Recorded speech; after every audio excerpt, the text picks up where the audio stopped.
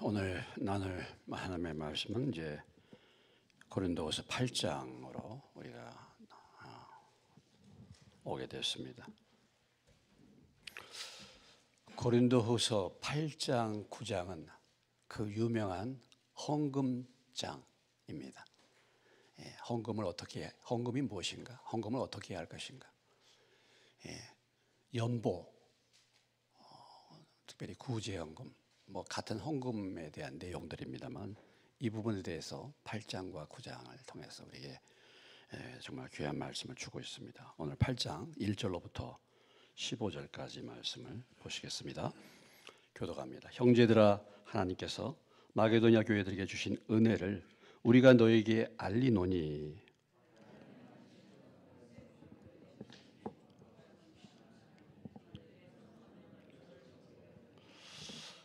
내가 증언하노니 그들이 힘대로 할 뿐 아니라 힘에 지나도록 자원하여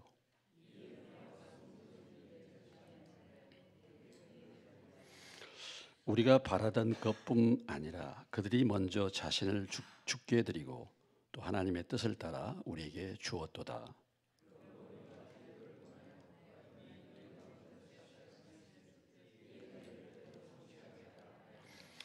오직 너희는 믿음과 말과 지식과 모든 간절함과 우리를 사랑하는 이 모든 일에 풍성한 것 같이 이 은혜에도 풍성하게 할지니라.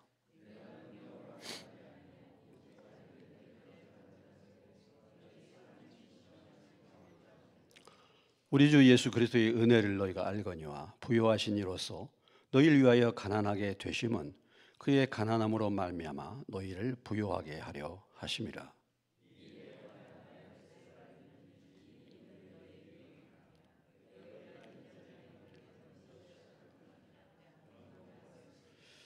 이제는 하던 일을 성취할지니 마음에 원하던 것과 같이 완성하되 있는 대로 하라.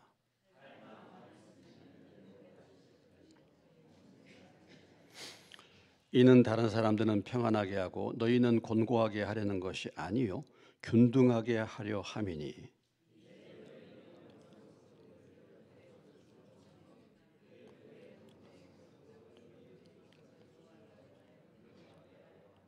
15절 다 같이 기록된 것 같이 많이 거둔 자도 남지 아니하였고 적게 거둔 자도 모자라지 아니하였느니라. 잠깐 기도하겠습니다. 하나님 아버지, 들을 길을 성령님 허락하시고 말씀 전하는 저를 붙들어 주셔서 성령의 말하게 하심을 따라 도구로 사용되게 하옵소서. 예수님의 이름으로 기도합니다. 아멘.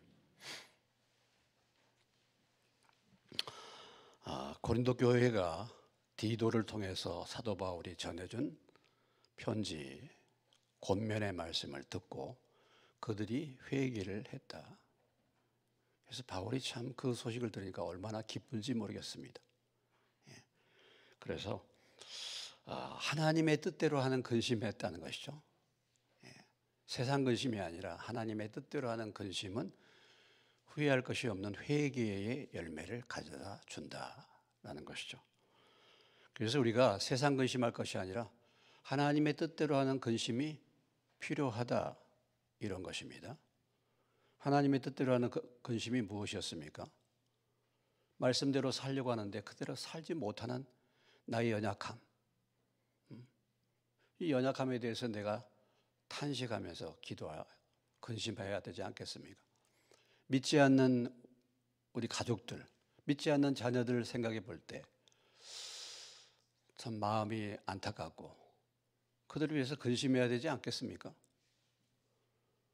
한국 교회를 바라볼 때 또는 여러분들이 목회자를 바라볼 때 근심할 일 있을 수 있죠? 그런 부분들을 보면서 우리가 기도해야 되지 않겠습니까? 근심하면서. 그런데 요즘 세대를 보면 그런 근심이 거의 없어요. 영적으로 무디어졌습니다. 무지하고 무관심합니다. 마치 시편 13편의 시편 기자가 말한 것처럼 내가 사망의 잠을 잘까 두려워합니다. 이런 근심이 없는 거죠. 원수가 나를 이겨, 마귀가 나를 이겨 내가 마귀가 나를 이겨서 정말 하나님의 이름을 실추할까 내가 걱정이 되고, 내가 정말 사망의 잠을 자고 있지 않을까 내가 염려가 됩니다. 이렇게 참 기도들 했는데 우리는 너무나도 무감각합니다. 무지합니다. 말세의 현상이 무엇입니까, 여러분? 피리를 불어도 춤추지 않는 세상, 애곡해도 슬픈 일을 겪어도 가슴을 치지 않는 세상, 그저 전혀 깨어있지 못하는 그냥 일상의 삶에만 늘 빠져서 사는 삶. 그래서 뭐 그것이 대단한 죄를 짓는 것이 아니라 노아의 시대를 예수님이 뭐라고 말씀하셨습니까? 그들이 시집가고 장가가고 먹고 마셨다. 이게 무슨 큰 죄를 지은 겁니까? 근데 문제는 뭡니까? 지금 심판이 오는데 먹고 마시고 시집가고 장가가느라고 깨어있지를 않았다 라고 말하고 있는 것이죠. 그래서 우리가 권면도 받고 책망도 받고 참 이런 것이 우리에게 필요합니다. 잠언을 한번 가보시겠습니다. 오늘이 25일이라서 저는 잠언을 매일 한 장씩, 시편을 5장씩 읽는데 잠언 25장에 한번 가보시면요, 잠언 25장 12절의 말씀입니다. 잠언 25장 12절 찾으셨으면 우리 같이 한 목소리로 읽겠습니다. 시작. 슬기로운 자의 책망은 청종하는 귀에 금고리와 정금 장식이라. 지혜로운 자의 책망을 잘 듣는 것, 그 말씀을 잘 듣는 귀, 그 귀는 금귀고리와 정금 장식이다 이렇게 말했죠. 지혜로운 자의 책망 권면을 잘 들을 수 있는 귀를 소유한 사람은 금귀고리를 걸고 다니는 사람이야. 정금으로 장식한 사람이야. 정금으로. 그러니까 우리가 뭐 세상에 요즘 금값이 비싸죠.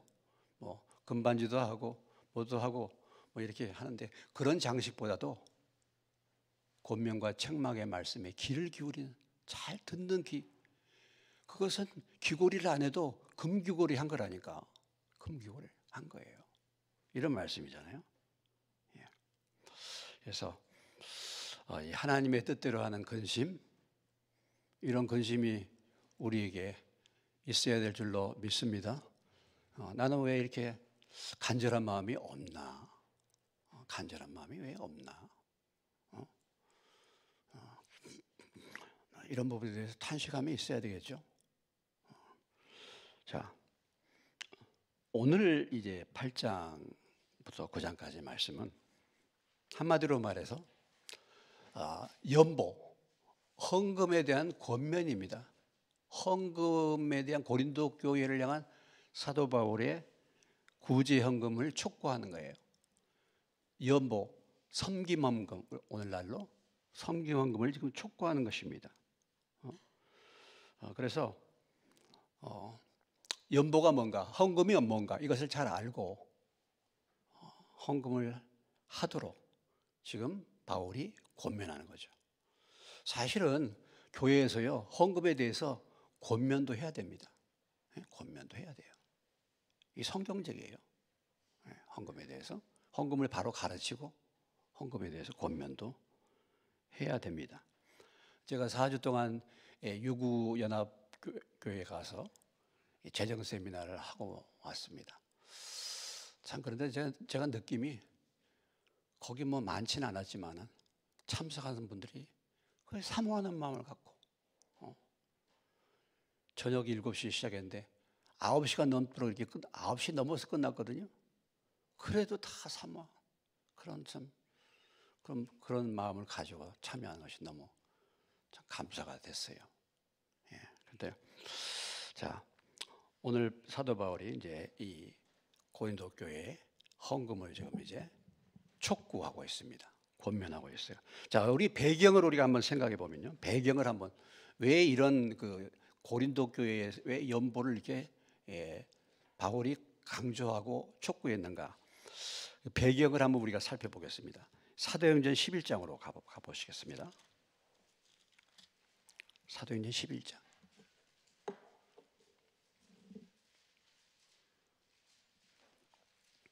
28절. 그 앞에 있는 207페이지 사도행전 11장 28절로 30절. 28절로 30절. 같이 한 목소리 읽겠습니다. 그 중에 아가보라 하는 한 사람이 일어나 성령으로 말하되 천하에 큰 흉년이 들리라 하더니 글라우디아 때에 그렇게 되니라. 제자들이 각각 그 힘대로 유대에 사는 형제들에게 부조를 보내기로 작정하고 이를 실행하여 바나바와 사울의 손으로 장로들에게 보내니라 그랬어요. 아가보라는 예언자가 예언을 했죠. 큰 흉년이 들겠다. 그런데 그 예언대로 글라우디아는 로마의 4대 황제입니다. 네 번째 황제 칼리굴라, 아주 유명한 그 악한 왕이죠. 그 칼리굴라가 죽은 다음에 4대 황제가 된 사람이 글라우디아예요.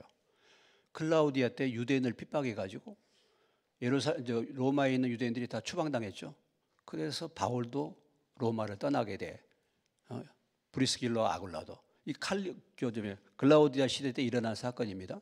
근데 이때에 흉년이 들어서 특별히 예루살렘 교회가 아주 어려워졌다.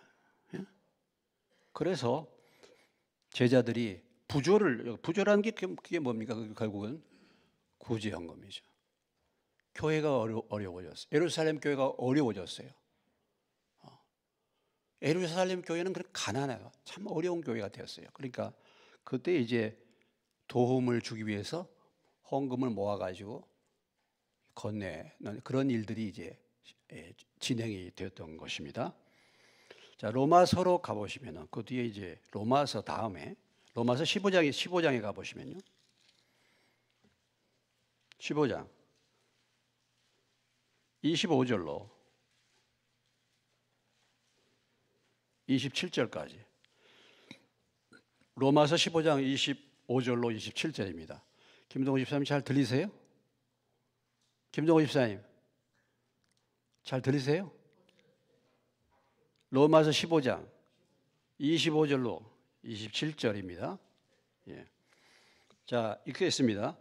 그러나 이제는 내가 성도를 섬기는 일로 예루살렘에 가노니 이는 마게도냐와 아가야 사람들이 예루살렘 성도 중 가난한 자들 위하여 기쁘기에 얼마를 연보하였음이라.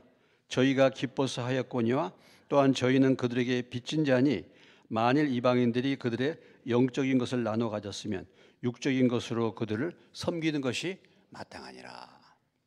이 예루살렘 교회가 계속 어려운 상태에 지금 있잖아요.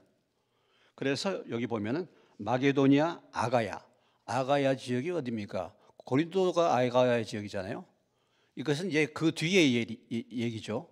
헌금을 거두어서 가난한 자를 위하여 기쁘게 얼마를 연보했는데 이것을 사도 바울이 가지고 예루살렘에 오게 됐다.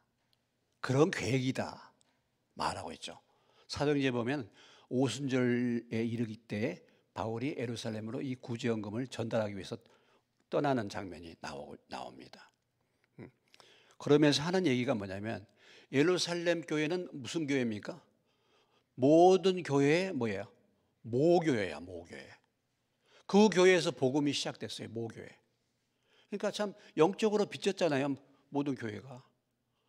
그래서 이 영적으로 모교회가 어려움을 당하고 있으니까 이 주변에 복음을 받았던 다른 교회들이 육신의 것으로 마땅히 섬기는 것이 마땅하지 않느냐. 이런 얘기예요.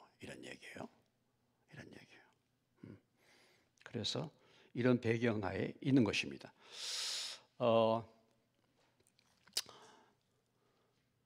다시 고린도 전서로 오시겠습니다. 고린도 전서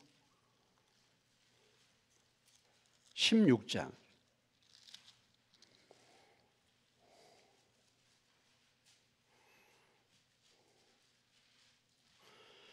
자, 고린도서 16장 전서입니다. 284페이지 1절로 4절까지입니다. 1절로 4절까지 같이 읽겠습니다.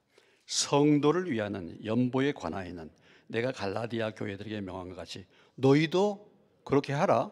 매주 첫날에 너희 각 사람이 수입에 따라 모아두어서 내가 갈 때에 연보를 하지 않게 하라. 내가 이럴 때에 너희가 인정한 사람에게 편지를 주어 너희의 은혜를 예루살렘으로 가지고 가게 하리니 만일 나도 가는 것이 합당하면 그들이 나와 함께 가리라. 자, 고린도 지금 전서죠. 고린도 교회가 지금 뭘 했습니까? 연보를 지금 작정했다 이거예요. 이 예루살렘 교회 소식을 전달을 했는데 고린도 교회가 뭐예요? 연보를 지금 작정했습니다. 그러니까 사도 바울이 고린도서 16장에서 연보에 대해서는 첫날에 각 사람의 수입을 따라서 모아가지고 내가 갈 때 연보하지 않게 하고 미리 모아둬라. 그러면 내가 너희에게 이를 때에 너희의 은혜, 그 헌금을 예루살렘으로 가져가겠다. 그러니까 이미 고린도 교회도 뭐예요? 이 연보를 하기로 작정했다라는 것입니다. 그래서 고린도전서에서 이 말씀을 주고 있는 거예요. 주고 있는 것입니다.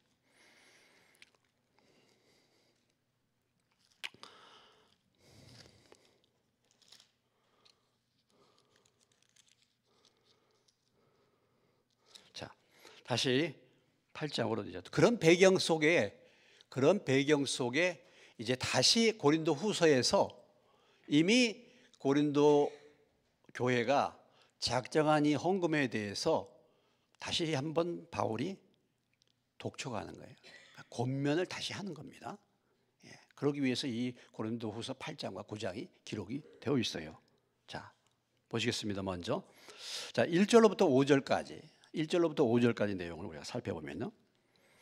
형제들아, 하나님께서 마게도냐 교회들에게 주신 은혜를 우리가 너에게 알리노니 환난의 많은 시련 가운데서 그들의 넘치는 기쁨과 극심한 가난이 그들의 풍성한 연보를 넘치도록 하게 하였느니라. 내가 증언하니 그들이 힘들어할 뿐 아니라 힘에 지나도록 자원하여 이 은혜와 성도 섬기는 일에 참여함에 대하여 우리에게 간절히 구하니 우리가 바라던 것뿐 아니라 그들이 먼저 자신을 주께 드리고 또 하나님의 뜻을 따라 우리에게 주었도다. 자, 1절로부터 5절까지의 내용이 무슨 내용입니까? 어떤 내용입니까? 마게도니아의 성도들이 연보를 어떻게 했는가에 대한 얘기잖아요. 마게도니아, 그러니까 뭐 빌립보 교회라든지 이런 그 마게도니아 지역의 교회입니다. 빌립보 교회나 그 외에 이런 교회들이 마게도니아 교회예요. 그 마게도니아 지역에 있는 교회가 예루살렘 교회를 돕기 위해서 어떻게 연보를 했는가를 지금 바울이 뭐예요? 설명해 주고 있습니다. 설명해 주고 있죠? 이렇게 표현하고 있어요. 자, 형제들아, 하나님께서 마게도니아 교회들에게 주신 뭐예요? 은혜를 우리가 너에게 알린다 그랬어요. 여러분, 은혜가 뭡니까? 은혜가 우리가 생각할 때 은혜는 받을 수 없는 것을 주시는 게 은혜예요. 구원도 은혜잖아요. 구원도 받을 수 없는 거 받아. 하나님이 뭐야? 말씀의 은혜 주셨다. 뭐 그런 말 하잖아요. 아니, 말씀이 참 오늘 은혜가 됐습니다. 이렇게 표현하잖아요. 말씀의 은혜가 됐어. 말씀의 영적인 충만함이 왔어. 은혜 받았다. 또 뭐 이것저것 기도 제목들 있는데 그 기도를 드렸더니 하나님이 그 기도 응답을 해 주셨어. 그럼 뭐 했다 그래요? 하나님이 우리에게 은혜를 베푸셨다. 뭐 감사하든지 축복할 거리가 있다면 다 우리가 은혜라고 하잖아요. 은혜. 근데 여기서 말하는 은혜는 어떤 은혜입니까? 이건 뭐예요? 은혜를 전혀 다른 각도에서 지금 말하고 있어요. 여기서 말하는 은혜는 어떤 은혜입니까? 도무지 뭐예요? 줄 수 없는 형편에서 주는 것. 이게 은혜라 이거예요. 지금 도무지 헌금을 다른 사람들을 섬길 수 없는 그런 상황에서 그것을 나누는 이것이 은혜다 이렇게 표현하고 있어요.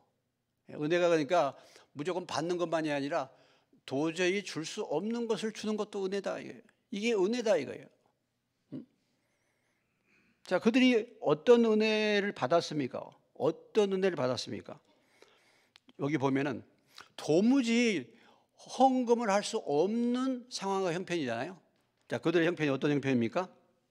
2절에 환난에 많은 시련, 핍박, 환난에 많은 시련. 특별히 데살로니가 교회나 뭐 이런 데는 와서 뭐 대단한 일들이 벌어졌잖아요. 바울이 위험해서 피하기까지 했잖아요. 그런 환난, 그런 핍박 가운데 지금 있는 겁니다. 그리고 형편적으로 보면 헌금을 남을 도와줄 형편이 됩니까? 안 됩니까? 어떤 가난이에요? 극심한 가난이야. 극심한 가난. 돈이 있어서 나눠준 게 아닙니다. 아주 찢어진 가난 속에 핍박이 극히 있는 그런 가운데서 풍성한 연보를 뭐예요? 그것도 넘치도록 했다는 것입니다. 어떻게 본다면요, 이게 할 수 없는 것을 하는 거죠. 우리의 생각과 우리의 이성과 우리의 형편으로는 할 수 없는 겁니다. 그런데 그런 가운데서도 뭐가 있었어요? 그런 가운데서도 뭐가 있었어요? 넘치는 기쁨. 넘치는 기쁨이 있었어요. 환난도 심하고 가난도 정말 극심한데 그런 데서 여러분 기뻐할 수 있겠습니까? 이런 형편이면 인상들 다 찌푸리겠죠. 그냥 수심이 가득하겠죠. 예? 그렇죠? 근데 뭐예요? 이들은 뭐예요? 넘치는 기쁨이 있었다는 거예요. 넘치는 기쁨. 예수 믿는 사람들, 예수 믿는 믿음, 진정한 믿음, 무엇을 표현해 주겠냐면요, 전천후 믿음이라 하잖아요. 전천후. 로마서 5장 3절에 가보시면 앞에 있는 로마서 5장 3절.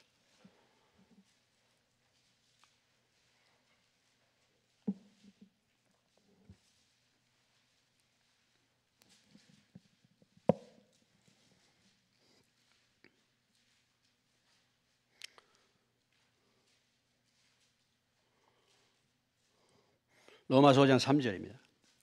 같이 읽겠습니다. 다만 이뿐 아니라 우리가 환난 중에도 즐거워한다. 그러니까 참 신앙생활하고 믿음의 은혜를 받으면요, 환경을 초월하는 거죠. 이걸 보고 전천후 은혜라 그런 거 아니겠습니까? 전천후. 여러분 비행기 중에서 지금 비행기는 지금 전투기는 다 어떤 전투기입니까? 전천후 전투기예요. 그건 무슨 말입니까? 비가 오나 눈이 오나 밤이나 낮이나 상관없이 뭐예요? 뜰 수 있는 비행기예요.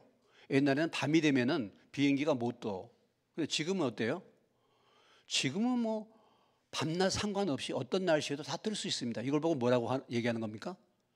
전천후라는 거예요. 모든 기상 상태를 다 초월하는 것입니다.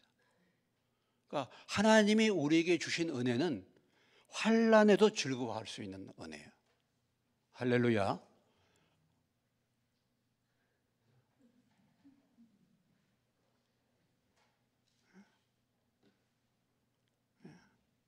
상황과 상관없이, 형편과 상관없이 초자연적인 거잖아요. 은혜를 받으면 그러잖아요. 핍박을 받으면서도 즐거워했다 그랬죠. 기뻐했다 그랬잖아요. 핍박받는 것을 즐거워했다. 참. 그래서 한마디로 말해서 극심한 가난, 정말 환난에 많은 시련, 그런 가운데서도 그들이 풍성한 연보를 넘치게 했다라는 것입니다. 이게 자기 의지와 자기 힘으로 되는 게 아니잖아요. 하나님의 초월적인 은혜 아니겠습니까? 하나님이 주시는 은혜죠. 이게 이렇게 할 수 있는 게, 그렇지 않습니까? 미친 거잖아요. 제정신으로 한 게 아닌 거죠. 이런 은혜를 줬다. 그래서 3절에, 그러니까 우리가 헌금을요, 어떤 조건에 따라서 헌금을 하는 것이 아니라 이런 조건에서도 헌금할 수 있다는 거죠. 그걸 보여주고 있는 거 아니겠습니까? 아유, 뭐 내가 항상 내 형편이 이런데, 이게 아니고 내가 형편이 정말 없어도 문제는 하나님이 은혜 주시면 그렇게 할 수 있다는 것을 지금 보여주고 있는 것입니다. 자, 3절. 내가 증언하노니 그들이 뭐예요? 힘대로 할 뿐 아니라 뭐예요? 힘에 지나도록 자원하여. 힘대로 할 뿐 아니라 뭐예요? 힘에 지나도록. 자기 능력대로 하는 게 아니라 자기 능력을, 자기가 할 수 있는 한계를 초월해서 그런 말이에요. 우리가 일반적으로 그렇게 고민합니다. 형편에 맞게 헌금하세요. 형편에 맞게 하세요. 이렇게 하잖아요. 형편에 맞게 하세요. 근데 어떤 때는요, 형편을 초월하는 헌금이 필요해요. 내가 할 수 있는 형편을 초월해서 내 한계와 능력을 넘어서서 드리는 헌금이 필요할 때가 있습니다. 옛날에 우리 교회에 대지를 구입할 때, 땅을 구입할 때 교인들 20명밖에 안 되는데 이 땅을 살려는데 1억 7,500이 필요한데 자기 형편으로 형편 따라서 그냥 헌금할 수 있습니까? 우리 형편이 다들 보면은 아무 형편이 안 되죠. 형편을 초월하는 거예요. 네? 무슨 돈이 있습니까? 형편을 초월하는 거예요. 건축할 때도 우리가 뭐 교인들이 많아서 건축했습니까? 제가 돈이 많이 있어서 그렇게 헌금했습니까? 그럴 때는요, 형편을 초월하는 거예요. 있는 거 없는 거 다 끌어다니는 거예요. 그렇게 해서 하는 거예요. 그래서 그런 미친 사람들의 헌금으로 땅이 구입이 되고 이 건축이 이루어진 것이지 제정신 가지고 될 것 같습니까? 안 되는 거예요. 안 되는 겁니다. 그러니까 그런 자기 힘대로 우리는 늘 그래요. 내 형편 따라서 늘 내 한계 속에서 늘 있는데 그게 아니고 때로는요 진짜 옥합을 깨뜨리는 헌금, 그런 게 필요해요. 필요해요. 하나님이 우리에게 그런 감동 주시면요, 옥합을 깨뜨리는 그런, 내게 있는 가장 귀한 것을 내려놓는 거. 사실은 우리가 이번에 재정 세미나의 첫째 시간이 뭐냐면요, 소유권을 소유권을 내려놓는 거예요. 소유권. 그게 뭡니까? 물질이 내 것이 아니다는 거예요. 내 소유권을 내려놓는 것으로부터 청지기의 신앙생활이 시작되는 거예요. 우리 믿는 사람들의 헌금의 출발은요, 내 것이 아니란 거, 이것이 내 것이 아니라는 거, 이 소유권을 내려놓는 것으로부터 시작되는 겁니다. 소유권 이전했습니까? 이거예요. 제가 질문이, 여러분은 여러분 소유권을 이전했습니까? 아직도 내 소유권을 붙들고 있잖아요. 여러분 소유권 내려놨습니까? 그랬더니 우리 시골교회 목사님하고 사모님이 막 아멘 막 그러죠. 막 아멘. 그래서 내가 그랬지. 아이고 저분들은 아무것도 없으니까 아멘 하지 저렇게. 내놓을 것이 없어. 그러니까 막 아멘 크게 하는 거야. 굉장히 믿음 좋은 것 같은데 실상은 내놓을 게 아무것도 없어. 그러니까 뭐 소유권 이전해봐야 맡길 것이 없으니까 아멘 하는 거야. 그러나 내 소유가 10억이 되고 20억이 되면 그거 내려놓기가 쉽습니까? 그게 아니에요. 그게 아니에요. 그때는 그게 아니야. 근데 정말 그게 내 것이 아니라고 내려놓는 것으로부터, 주님의 것이라는 것을 내려놓는 것으로부터 물질 생활이 사실은 시작되고 청지기의 신앙이 시작되는 겁니다.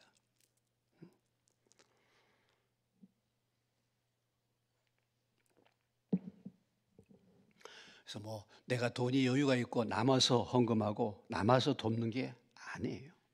힘에 지나도록. 사람의 의지가 아닌 그 하나님의 은혜가 오는 거잖아요. 그래서 그걸 표현할 때 뭡니까? 자원했다라는 말 있잖아요. 자원했다라는 말. 자원하여. 이것도 뭐예요? 누가 강요했습니까? 자원해서. 그리고 5절에 보니까 5절을 다시 한번 보시고 읽겠습니다. 우리가 바라던 것뿐 아니라 그들이 먼저 자신을 죽게 드리고 또 하나님의 뜻을 따라 우리에게 주었다다. 여러분, 헌금이라는 게 뭐예요? 여기 헌금에 대해서 이 정의가 잘 나옵니다. 헌금이 뭐예요? 자신을 죽게 드리는 거예요. 헌금이 뭐라고요? 자신을 죽게 드리는 거예요. 죽게. 그리고 우리가 주일이라든지 이런 때, 예배 때 헌금을 드리고 있지 않습니까? 사실 이것이 뭐냐면 하나님이 주인이라는 것은 사실은 뭐예요? 우리가 고백하는 겁니다. 이 헌금을 드림으로 인해서 이것이 내 것이 아닙니다. 이걸 고백하는 거예요. 왜냐하면 하나님이 주인이신데 우리에게 물질을 맡겼잖아요. 내가 주인이 아닌데 그 주인이 한 번도 찾아와 가지고 야, 물질 내가 주인이다. 그러니까 너 똑바로 알아. 이렇게 우리에게 말씀하시질 않아요. 그냥 우리에게 맡겨뒀어. 맡겨둬. 그리고 내가 주인이라는 것을 하나님이 와서 점검을 하거나 결산을 하거나 뭐예요? 그걸 순간순간마다 간섭하지를 않는단 말이죠. 그러니까 그것을 내가 가지고 있다 보면 그것이 누구 것처럼 생각이 돼요? 내 것인 것처럼 생각이 되는 거예요. 왜냐하면 확인을 안 해주니까. 그런데 확인하는 날이 있다 그랬죠? 그렇죠? 언제입니까? 죽을 때. 죽을 때는 주인이 아니라는 걸 확인해요. 확실하게. 그렇지 않습니까? 놓고 가는 거잖아요. 그때 죽을 때 확인이 돼. 또 뿐만 아니라 때로는 하나님이요, 확인할 때가 있어요. 왕창 망한다든지. 그럴 때는 야, 이게 내 것이 아니었구나. 그때 가서 확인이 되는 거예요. 그러니까 우리가 주인이 우리에게 맡겨놓잖아요. 맡겨놓고 지금 주인 노릇을 안 하시는 거예요. 간섭 안 하시는 거예요. 그러니까 내 것처럼 생각이 되는데 우리가 이것을 잊지 않도록 우리가 물질을 드리면서 이것이 주님의 것입니다 라고 고백하는 거예요. 이게 11조고 또 다른 헌금인 거예요. 그래서 헌금은 자신을 뭐예요? 먼저 주님께 드리는 거예요. 그래서 우리가 헌금할 때 제가 늘 기도하지 않습니까? 주님이 우리에게 필요하신 것은 돈이 아니라 자신이라고, 우리의 마음 정성이라고. 그거 아니겠습니까? 하나님이 가난해서 돈을 요구하십니까? 아니잖아요. 우리 자신네, 우리의 마음이 내가 주인이 아니고 나는 청직입니다. 이것을 확인시켜 주는 거예요. 자신을 죽게 해드리고. 자, 4절에 보니까 뭐라고 표현했습니까? 4절. 은혜와 성도 섬기는 일이에요. 은혜와 성도 섬기는 일. 자, 그러니까 이제 헌금에 대해서 오늘 그 말씀 속에서 정의를 한 것을 보면은 헌금은 하나님의 은혜다. 그렇죠? 또 헌금은 성도를 뭐 하는 거예요? 섬기는 것이다. 그리고 헌금은 자신을 죽게 드리는 것이다. 이렇게 표현할 수 있어요. 헌금이 뭐라고요? 하나님의 은혜고 성도를 섬기는 것이고 자신을 죽게 드리는 것이고. 8절에 보면은 8절 자, 읽습니다. 내가 명령을 하는 말이 아니요 오직 다른 이들의 간절함을 가지고 너희의 사랑의 진실함을 증명하고자 함이로다. 헌금이 뭐예요? 헌금이 뭐라고요? 사랑의 진실함을 증명하는 거야. 하나님을 사랑하고 이웃을 사랑하는 그 사랑에 대한 진실, 그것을 물질을 통해서 증명하는 거라. 여기 이제 고린도후서 8장과 9장에 보면 헌금의 정의를 잘 이렇게 분류를 해놨죠. 그걸 알 수 있습니다. 자, 아무튼 1절로부터 5절까지 사이에서 어느 지역에 지금 헌금 생활을 바울이 얘기하고 있습니까? 마게도니아지요. 자, 마게도니아 지역에 있는 성도들이 이렇게 간절한 마음으로 그런 형편에서도 넘치는 기쁨을 가지고 풍성한 연보를 하였다라고 사도 바울이 뭐예요? 지금 고린도 교회에 알리고 있습니다. 왜 이것을 알립니까? 예? 뭐 때문에 알려요? 뭐 때문에 알려요? 고린도 교회가 이렇게 잘하고 있는 것을 이 내용을 뭐 때문에 알립니까? 예? 뭐 때문에 알겠어요? 니들도 좀 고린도 마게도니아 교회 좀 본받아라 이런 얘기잖아요. 그래서 얘기하는 거 아니겠습니까? 간증하고 자랑한 종이 한 장 차이라고 했죠? 네. 간증하고 뭐예요? 자랑은 종이 한 장 차이야. 바울이 이걸 지금 사실 이제 마게도냐 교회가 이렇게 하고 있다. 이것이 마게도냐 교회의 간증이잖아요. 근데 이것이 마게도냐 교회의 자랑일 수 있어요. 그럼 왜 이 얘기를 하느냐? 고린도 교회는 그렇게 하고 있지 지금? 못하고 있으니까 권면을 하는 것입니다. 이렇게 하도록 하라고. 그래서 6절 이하의 오늘 15절까지가 지금 사도 바울이 고린도 교회를 향한 뭐예요? 연보에 대한 권면이에요. 권면을 하고 있는 거죠.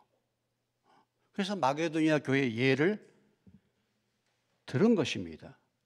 예를 들은 거예요.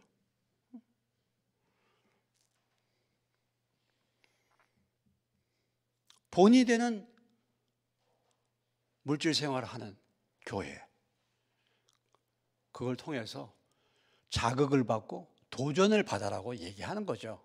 자극받고 도전을 받아라고. 우리도 그렇지 않습니까? 여러분, 어느 분이 참 힘들고 어려운데 그 가운데서도 헌금 생활을 잘하고 그런 분들 좀 얘기하고 싶지 않아요? 되게 다 이거 얘기를 안 하지만 힘들고 피곤하고 바쁜데도 불구하고 예배 생활을 성실하게 잘하는 사람, 본이 되는 거 아니에요? 도전되는 거 아니겠어요? 도전이 되는 거란 말이에요. 도전이.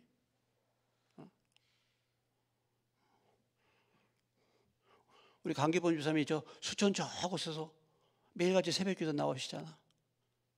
도전이 되시죠?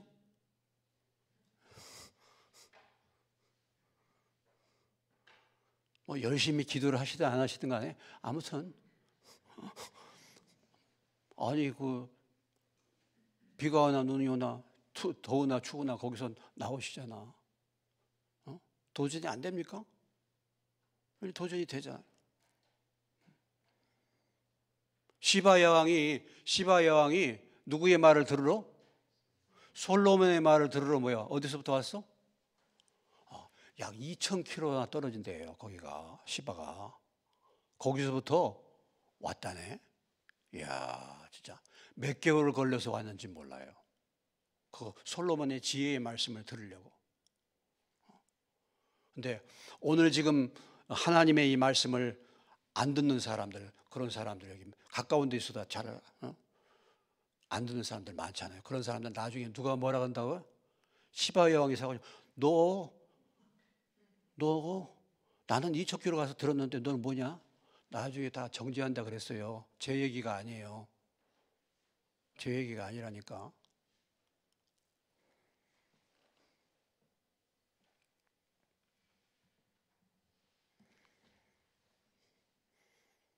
어려운 형편에서도 먼 지역에서도 피곤하고 한데도 이렇게 시간을 내서 주님 앞에 예배를 드리고 물질을 드린 사람들, 그런 사람들을 통해서 우리가 뭐예요? 도전을 받고 자극을 받는 거예요. 그것이 전혀 잘못된 것이 아닌 것입니다.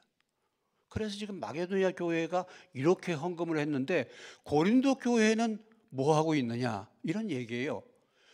자, 마게도니아 교회가 가난하겠습니까? 고린도 교회가 가난하겠습니까? 마게도니아 교회가 고린도는요, 여러분이 아주 상업 도시예요. 항구 도시예요. 여러분, 항구 도시의 특징이 뭡니까? 돈이 많아요. 옛날에 부산, 우리 전라도 같으면 여수, 목포 다 그런데 돈이 많은데 거기가 돈이 다 많아요. 왜? 무역하고 뭐 고기 잡고 그런 데가 돈이 많아. 고린도는 그랬잖아요. 고린도 그 반도가 해협이 있어가지고 거기가 수많은 선원들이 오고 가고 배가 오고 가고 돈이 훨씬 많은 지역이죠. 그래서 바울이 이 고린도 교회의 연보를 격려하기 위해서, 도전하기 위해서 마게도냐 교회에 얘기를 했다라는 것입니다. 자, 고린도 교회를 봅시다. 고린도 교회 6절에 보시면요, 그러므로 우리가 디도를 원하여 그가 이미 너희 가운데서 시작하였은즉 이 은혜를 그대로 성취하게 하라 하였노라. 고린도 교회도 구제헌금 이 연보를 시작을 이미 뭐예요? 했다. 이미 고린도전서 16장에서 봤잖아요. 하기로 작정을 했다 이거예요. 근데 지금 결심하고 작정했는데 지금 잘 진행이 되고 있습니까? 아니면 흐지부지 되고 있습니까? 흐지부지 되고 있는 거예요. 처음에는 은혜 받고 처음에는 결심해서 사정을 들으니까 너무 딱하니까 우리도 하겠다 했는데 흐지부지하게 됐다 이거죠. 그래서 다시 권한다 이거요. 그것을 이 은혜를 뭐예요? 그대로 뭐 하게 하라고요? 성취하라. 끝을 내라. 마감을 해라. 이런 얘기입니다. 자, 7절 같이 읽습니다. 오직 너희는 믿음과 말과 지식과 모든 간절함과 우리를 사랑하는 이 모든 일에 풍성한 것 같이 이 은혜에도 풍성하게 할지니라. 고린도 교회가 은사가 충만했다 그랬죠? 지식이 충만했어요. 그들이 교리적인 지식도 있고 은사도 풍부하고 종교적인 열심도 있었습니다. 그런 거 다 풍성했는데 뭐가 문제야? 하나님 앞에 드리는 이 연보, 헌금은 풍성하지가 않은 거예요. 마게도냐 교회처럼 실천적인 사랑이 부족한 거예요. 우리가 그럴 수 있습니다. 뭐 교리적으로도 잘 알고 말씀도 잘 알고 뭐 열심도 있고 그런데 실제적으로 어떤 부분에서 봉사하고 헌신할 때는요, 그때는 살짝 빠진 사람들 많아. 실천적인 믿음이 없어요. 말은 풍성한데. 경제적인 여건이 마게도냐보다 훨씬 더 풍족하지만 나누어주는 사랑과 은혜는 마게도냐 교회보다 떨어진다 이거죠.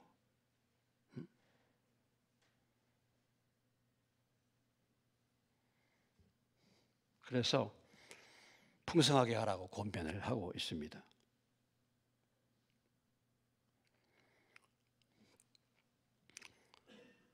연보의 가장 중요한 동기 다시 한번 말씀드리면 8절 다시 한번 읽습니다. 내가 명령을 하는 말이 아니요 오직 다른 이들의 간절함을 가지고 너희의 사랑의 진실함을 증명하고자 합니다. 그렇죠? 사랑의 진실함을 증명하는 것입니다. 요한일서 뒤에 있는 요한일서로 가보시겠습니다.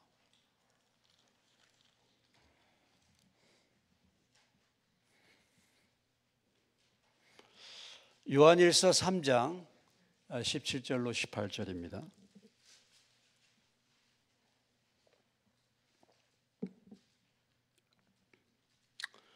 자, 요한일서 3장 17절로 18절 잘 아는 말씀이죠. 같이 읽겠습니다. 누가 이 세상의 재물을 가지고 형제의 궁핍함을 보고도 도와줄 마음을 닫으면 하나님의 사랑이 어찌 그 속에 거하겠느냐. 자녀들아 우리가 말과 혀로만 사랑하지 말고 행함과 진실함으로 하자. 네, 여기 합당한 말씀이죠. 고린도 교회가 재물은 많이 있고 주님을 사랑하고 형제들을 사랑한다고 말을 했는데 도와줄 마음을 닫았어요. 실제적으로는 지갑을 안 열어. 지갑을.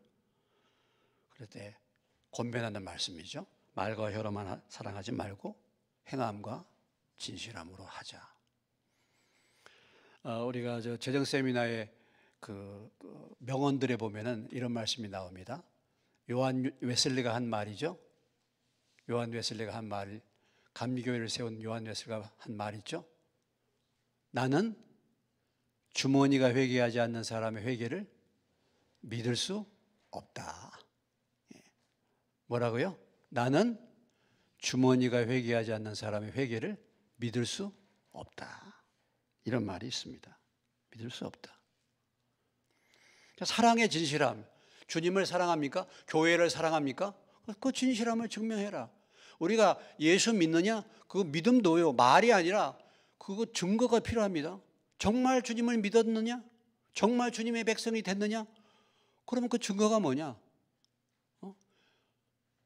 말로만 믿음이 아니라 행함으로 그 믿음을 보이라 이 말이죠. 믿는다고 한다면 행함이 따라야 되고 그 증거를 보이는 것입니다. 주님을 사랑한다고 한다면, 교회를 사랑한다고 한다면, 교회가 어려운데 물질을 나누는 것이 당연한 거 아닌가? 그것이 하나님에 대한 사랑을 증명해 주고 있는 것이 아닌가? 정말 회개했는가? 그 회개에 대한 열매가 뭐냐? 우리가 누가복음 한번 다시 보겠습니다. 19장에 가보시면요.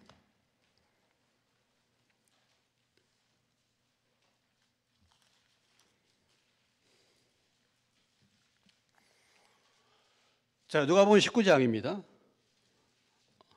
5절로부터 9절까지예요. 5절로부터 9절입니다.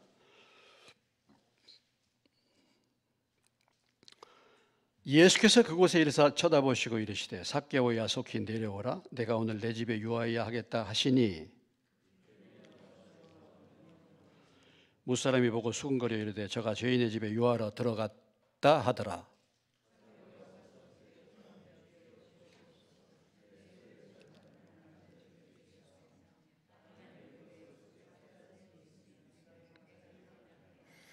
(9절) 예수께서 이르시되 오늘 구원이 이 집에 이르렀으니 이 사람도 아브라함의 자손이미로다. 자, 삭개오가 예수님을 보기 원했죠. 그래서 예수님이 이제 삭개오야 하고 삭개오를 불렀습니다. 내가 오늘 내 집에 들어가겠다. 삭개오가 어떻게 했어요? 예수님을 급히 내려와 즐거워하며 영접했다 그랬어요. 예수님을 영접했습니다. 영접하는 자, 그 이름을 믿는 사람은 구원을 얻는다? 그게 아니에요. 영접을 했는데 그 영접한 다음에 삭개오가 뭐라고 표현합니까? 내 소유의 절반을 가난한 자들에게 주겠으며 만일 누구 것을 속여 빼앗은 일이면 몇 값을 갚겠다고요? 네 값을 갚겠다. 이렇게 삭개오의 우상인 재물에 대해서 회개가 있으니까 그 다음에 어떤 말씀이 떨어졌습니까? 구원이 이 집에 이르렀다 얘기했어요. 말로 예수님을 즐거워하여 영접, 주님 어서 오십시오, 제 집으로 오십시오, 이렇게 삭개오가 말했잖아요. 이렇게 하잖아요. 즐겁게 영접했잖아요. 그런다고 구원이 온 게 아니에요. 무엇을 내놓는 거예요? 회개에 대한 열매, 삭개오의 우상인 물질을 고백했을 때 회개를 증명하는 게 뭐예요? 삭개오의 물질. 그때에 구원이 임했다고 말하는 겁니다. 그냥 구원이 말로 그냥 즐겁게 그냥 영접했다고 해서 구원이 온 게 아니에요. 회개해야 회개에 합당한 열매를 맺고 회개하고 예수를 믿으라 그랬잖아요.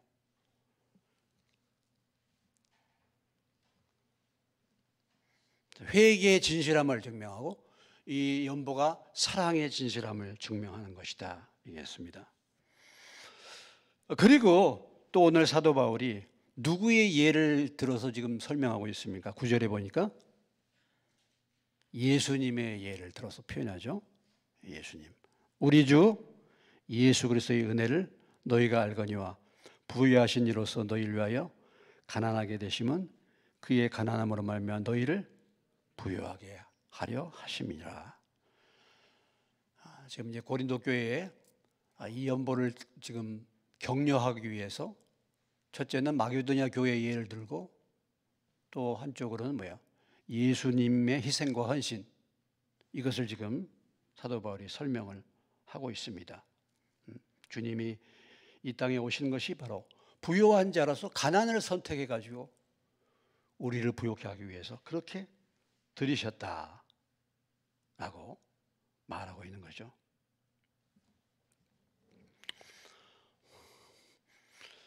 자, 10절 이하의 말씀입니다. 이 일에 관하여 나의 뜻을 알리노니 이 일은 너희에게 유익함이라. 너희가 1년 전에 행하기를 먼저 시작했을 뿐 아니라 원하기도 하였은즉. 그러니까 지금 사도 바울이 이 편지를 쓰기 1년 전에 고린도 교회가 뭐예요? 이 헌금을 하기로 작정하고 시작을 했다 이거죠. 그래서 마음에 원하던 것 같이 11절 완성하되 그거 이제 마무리를 지어라. 마무리를. 시작을 했는데 중간에 중단하지 말아라. 자, 시작은 창대한데 나중은 흐지부지할 수 있습니다. 처음 은혜는 크게 받았어요. 근데 나중 가면 갈수록 점점 더 뭐예요? 흐지부지 돼요. 믿음 생활도 그래요. 처음에는 은혜 받고 처음에는 충만하게 믿음의 삶을 시작했는데 나중에 가면 갈수록 믿음이 뭐예요? 멀어져요. 식어져요. 이런 사람이 있을 수 있습니다. 근데 처음에는 뭐예요? 미지근했어. 근데 갈수록 뭐예요? 믿음이 뜨거워지는 사람도 있죠. 처음에 시작된 믿음이 끝까지 변함없이 가. 그러면 얼마나 좋겠어요. 할렐루야. 그런 믿음의 사람들 되시기를 주의 이름으로 축원합니다. 변함이 없이 가는 거예요. 근데 우리가 인생 살다 보면은 연약해서 넘어지기도 하고 뭐 이렇게 하기도 하죠. 그럴 때마다 다시 새롭게 붙들어야 되잖아요. 중단하지 말고. 1년 전에 시작했는데 지금 흐지부지한 상태가 됐기 때문에 사도 바울이 성취할 때까지, 완공할 때까지 그것을 실행하라 이렇게 말씀하면서 10절에 보니까 너희에게 뭐예요? 유익함이다 그랬어요. 유익함이다.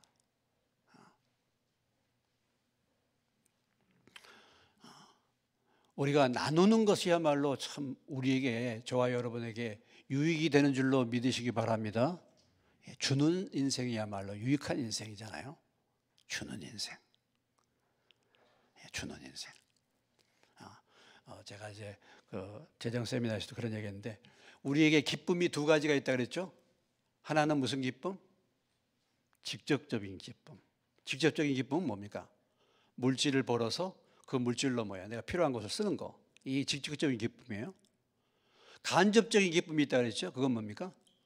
어려운 사람은 뭐예요?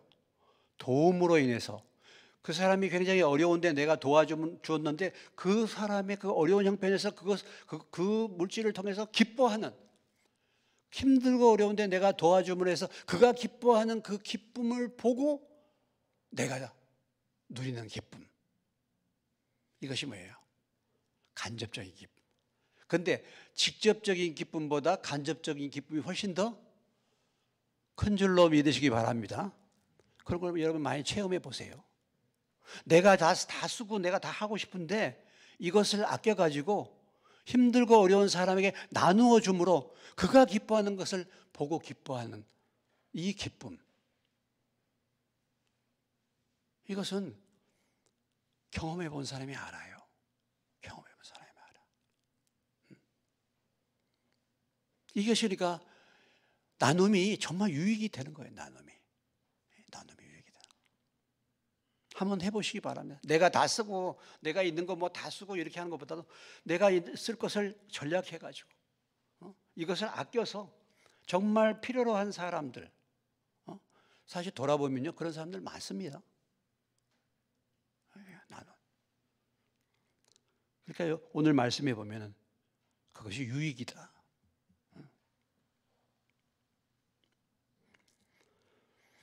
12절에 유명한 말씀이 있습니다. 읽겠습니다. 12절 할 마음만 있으면 있는 대로 받으실 터이요 없는 것은 받지 아니하시리라. 중요한 것이 뭐라고요? 할 마음이다. 할 마음. 할 마음. 그러니까 뭐예요? 있으면 있는 대로 있는 대로 그냥 나중에 미뤄서 지금 아니고 나중에 여유가 있어서가 아니라 지금 현재 있는 대로 그냥 적으면 적은 대로 하라 이거죠. 자꾸 미루지 말고 하라 이겁니다. 마음만 있으면 하나님이 받는다. 그리고 이제 마지막으로 정리를 해주고 있는데 그것은 뭡니까? 헌금은, 서로 나누는 헌금은 무엇하는 것입니까? 균등하게 한다. 균등하게. 우리가 있는 적은 것을 나눔으로 인해서 우리가 공고하게 되고 내가 쓸 것을 못 쓰기 때문에 내가 어려울 수 있잖아요. 그러나 그것이 아니라는 것입니다. 하나님의 계획은 평균하게 만드는 것이고 균등하게 만드는 것이죠. 우리가 여러분들이 수입이 많은 사람은 물질을 많이 드리잖아요. 그럼 그 물질을 가지고 어려운 사람들을 균등하게 하는 거예요. 균등하게 하는 거예요. 나누는 것이에요. 평균케 하는 것입니다. 이것이 헌금이다. 헌금은 어떤 사람, 헌금을 하는 사람의 그 사람의 상태를 어렵게 만드는 게 아니야. 이상하게. 누가복음 6장 38절의 말씀, 우리가 너무 잘 알고 있는 말씀이지 않겠습니까? 다시 한번 보세요, 우리가.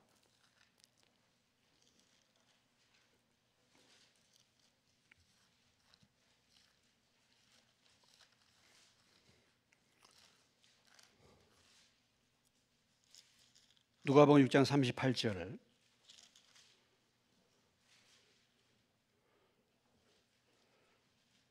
같이 읽습니다. 시작. 주라, 그리하면 너에게 줄 것이니 곧 후이되어 누르고 흔들어 넘치도록 하여 너에게 안겨주리라. 너희가 헤아리는 그 헤아림으로 너희도 헤아림을 도로 받을 것이니라. 자, 주게 되면 어떻게 된다고요? 주게 되면은 다시 뭐에 받게 되는데 그냥 받는 것이 아니라 어떻게 해요? 후이되어 누르고 흔들어 넘치도록 해서 안겨준다는 것입니다. 그러니까 이렇게 물질을 나누는 것이 이게 복이잖아요. 유익이잖아요. 그리고 내가 주면 없어지는 게 아니라 도리어 뭐예요?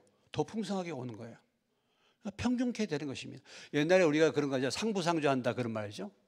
품앗이 한다는 거 같잖아요. 어려울 때 가서 도와줘.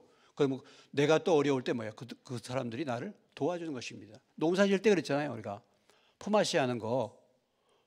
그렇죠. 우리가 있을 때 어려운 사람을 돕고 우리가 또 어려우실 때 하나님이 그들에게 복을 주셔서 또 우리에게 또 물질을 공급할 수도 있고 하는 거 아니겠습니까? 그래서 우리가 드리는 이 물질의 삶이 한쪽을 곤란하게 만든 것이 아니라 다 같이 풍성하게 하는 것이 된다. 이것을 우리에게 말씀해 주고 있습니다.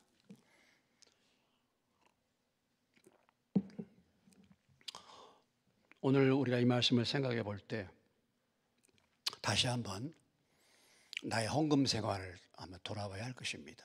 나의 헌금 생활. 특별히 우리가 하나님 앞에 드릴 수도 있고 또 오늘 구제헌금이니까 이웃을 지금 섬기는 헌금이라고 볼 수 있는데 내용은 마찬가지죠. 그런 부분에서 과연 풍성하게 정말 형제를 사랑하는 마음으로 그렇게 나누고 있는지 우리가 돌아봐야 할 것입니다.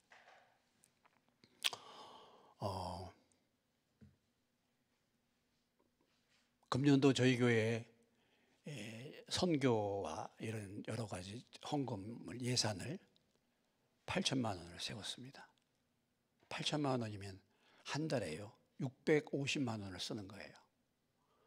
그러니까 물론 이제 작년보다 더 증가했지만은 우리가 보통 여러 교회 어려운 데 나누는 교회에 지금 5천만 원 예산을 세웠는데 거의 5천만 원씩 지출했어요. 5천만 원이면 한 달에 400만 원을 지금 바깥으로 보내고 있는 겁니다. 나누는 거예요. 그럼 8천만 원이면 650만 원을 나누는 거예요. 우리 교회 형편이 여러분 우리 교회가 돈을 크게 많이 버신 분도 안 계시고 다들 어렵지 않습니까? 그런데 우리 교회가 지금 이렇게 하고 있어요. 할렐루야. 이게 어떻게 이게 가능한 겁니까? 계산적으로는 가능이 안 해요. 지금 한 달 사이에 장학금 또 이쪽 저쪽에 어려운데 지금 거의 2천만 원을 지출했어요. 그래도 헌금은 안 줄어들죠, 최건석 권사님?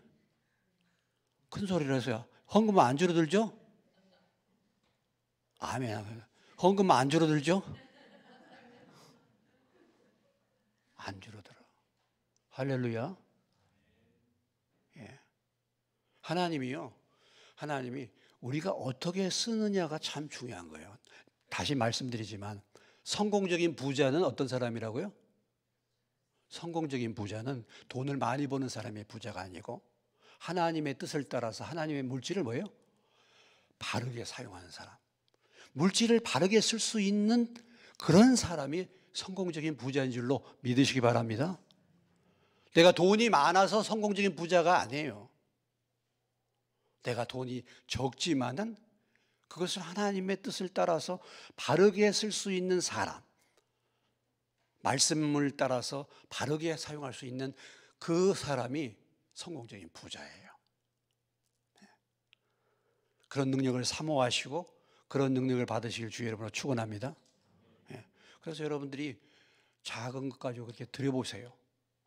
그렇게 해보세요. 그러면 하나님이 풍성함을 누리게 하시죠. 이제. 누리게 하시죠. 그래서 더 돕고 싶는 거예요. 그것을 아니까. 그것을 아니까 더 돕고 싶은 거예요.